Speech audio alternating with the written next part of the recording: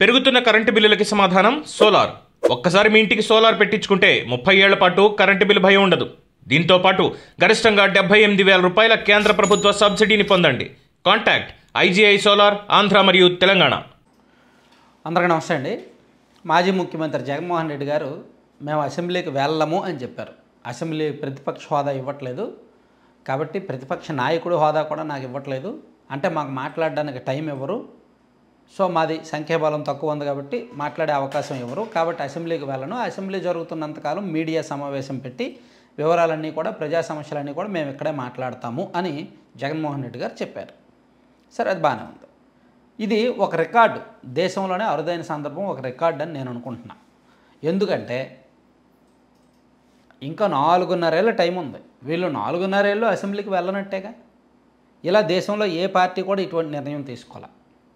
ఇప్పుడు గతంలో చంద్రబాబు గారు నిర్ణయం తీసుకున్నారు, నేను అసెంబ్లీకి వెళ్ళను అని. పార్టీ ఎమ్మెల్యేలు వెళ్ళారు కానీ ఆయన వెళ్ళ.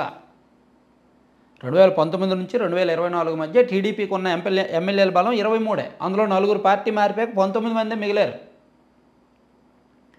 2021 నవంబర్లో అనుకుంటా చంద్రబాబు గారికి అసెంబ్లీలో అవమానం జరిగిందని, నేను ఇంకా సీఎంగానే ఈ సభలో అడుగు పెడతాను, అప్పటి వరకు సభలోకి రాను అని చెప్పి ఆయన శపథం చేశారు. సో ఆయన రావడం మానేశారు కానీ ఆ తర్వాత ఎమ్మెల్యేలు వెళ్ళారుగా.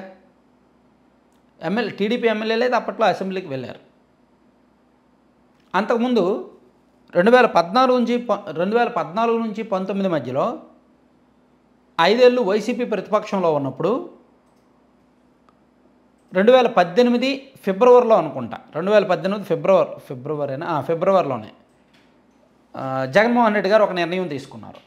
అదేంటంటే 23 మంది ఎమ్మెల్యేలు పార్టీ మారారు, ఆ 23 మంది మీద అనర్హత వేటు వేసే వరకు మేము అసెంబ్లీకి వెళ్ళాం, అసెంబ్లీని బాయ్కాట్ చేస్తామని చెప్పి 2018 ఫిబ్రవరిలో అసెంబ్లీకి వెళ్ళడం మానేసింది వైసీపీ. అంటే అది జస్ట్ ఎన్నికలకు ఒక 1 ఇయర్ ముందే, అది పెద్ద లెక్కేమీ కాదు. అంతకుముందు ఎన్టీఆర్ గారు ఒకసారి 1989లో ఎన్టీఆర్ గారు ఓడిపోయిన తర్వాత కాంగ్రెస్ పార్టీ గవర్నమెంట్ ఉన్నప్పుడు అనుకుంటా, ఆయన కూడా అలాగే సభలో అవమానం జరగడంతో నేను సీఎంగానే మళ్ళీ ఈ సభలో అడుగు పెడతాను అని చెప్పి ప్రతిజ్ఞ చేసి ఆ తర్వాత సీఎంగానే ఆయన అడుగుపెట్టారు. అంతకుముందు తమిళనాడులో ఒకసారి 1989లో అనుకుంటా ఎంజీఆర్ మరణం తర్వాత జయలలిత గారు పార్టీ పగ్గాలు చేపట్టి అసెంబ్లీకి వెళ్ళారు. అప్పట్లో ప్రతిపక్ష నేతగా ఆమె ఉన్నారు, కరుణానిధి సీఎంగా ఉన్నారు. అప్పుడు ఆమెకు అసెంబ్లీలో అవమానం జరిగింది. ఒక రకంగా ఆమెను చీర పట్టుకొని లాగబోయారు, అసెంబ్లీలోనే ఆమెను కింద పడేసి చీర పట్టుకొని లాగబోయారు, అంత గొడవ జరిగింది. అప్పుడు ఆమె ప్రతిజ్ఞ చేశారు, నేను సీఎంగానే ఈ సభలో అడుగు పెడతాను, నన్ను అవమానించిన చోటే సీఎంగా సాధారణంగా స్వాగతం పలికేలా చేసుకుంటానని చెప్పి ఆమె బయటకు వెళ్ళిపోయి ఆ తర్వాత సీఎంగానే అడుగుపెట్టారు. సో ఇవన్నీ కూడా ఎందుకంటే అసెంబ్లీలో జరిగిన గొడవకు సంబంధించి, అసెంబ్లీలో జరిగిన గొడవ మీద ఎన్టీఆర్ గారు కానీ, చంద్రబాబు గారు కానీ, జయలలిత కానీ ఎవరైనా సరే అసెంబ్లీకి వెళ్ళి అసెంబ్లీలో జరిగిన అవమానం మీద ప్రతిజ్ఞ చేసి బయటకు వచ్చేసారు. ప్లస్ ఎన్నికలకు ఏడాది ముందో 2 ఏళ్ల ముందో నిర్ణయం తీసుకున్నారు.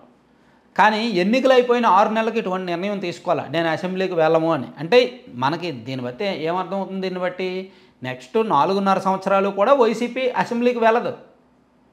ఇంకా 11 మంది వాళ్ళకు ఉంటే ఏం ఉపయోగం? ఆ 11 మంది ఎమ్మెల్యే, అసలు ఎమ్మెల్యే అనే పదవి ఏంటండి? Member of legislative assembly. వాళ్ళు చట్టసభ సభ్యులు, వాళ్ళ బాధ్యతే అది, అసెంబ్లీకి వెళ్ళాలి. అధికార పక్షమైనా ప్రతిపక్షమైనా అసెంబ్లీకి వెళ్ళాలి. వాళ్ళు ఇప్పుడు స్కూల్ పిల్లోడి పని ఏంటి? స్కూల్కి వెళ్ళాలి. వాడిని స్టూడెంట్ అని ఎందుకంటారు? స్కూల్కి వెళ్ళాలి, ఎవడి పని వాడు చేయాలి.